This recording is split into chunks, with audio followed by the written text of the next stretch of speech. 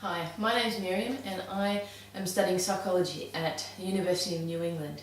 I'm studying social phobia, and I wanted to put up on YouTube a few things that people might be able to do to help them overcome their phobia about being in social situations.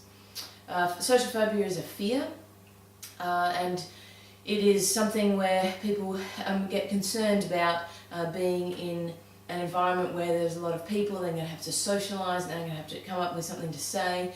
It could happen with friends at a barbecue, it could be when you're at meetings, in a work situation. It can happen at various different times.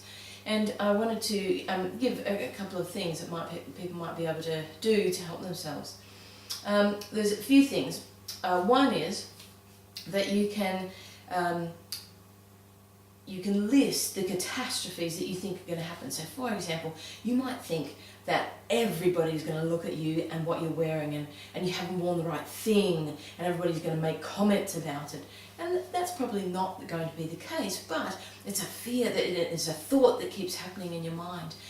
Something else you might think is, there's a silence in the conversation. I don't know what to say. Or you meet somebody really handsome or really pretty, depending which side you're on, and you won't know what to say, and you get tongue-tied, and you feel like an idiot, and you think you're just going to humiliate yourself. And so you have these thoughts before you go. And so one thing that would be very helpful is to say these thoughts out loud, even write them down. And next to the catastrophic thought, you write down what could be a more positive way of looking at the situation. So, for example, nobody's going to be looking at what you're wearing because they're all concerned about what they're wearing. And you dress well anyway, so nobody else is going to think that you're not dressed the correct way or whatever. So you come up with positive thoughts that will counteract those negative thoughts. That's the first thing. Second thing that you could do is that you could imagine yourself in this situation, and you go through it in your mind as to how you might talk to these people. If they're people that you've never met before, you might imagine, you shut your eyes and you imagine yourself talking to these people. And you might come up with ingenious things in conversation to say. So for example, you might ask them what they do outside of work. And then you might ask them more questions about that. And then if there's a few people in the group, you might ask somebody else the same thing. And so you think up things that you might be able to say, and then you imagine having the conversation with people. Another thing you might be able to do is you might be able to get a friend of yours to role play things with you. So you could role play a barbecue situation, where you come to the barbecue and you meet somebody for the first time, and what do you say, like what do you come up with, especially if they're a little bit anxious as well. You can role play with a friend, trying to work out what you might say and how that conversation might go. So there's three things.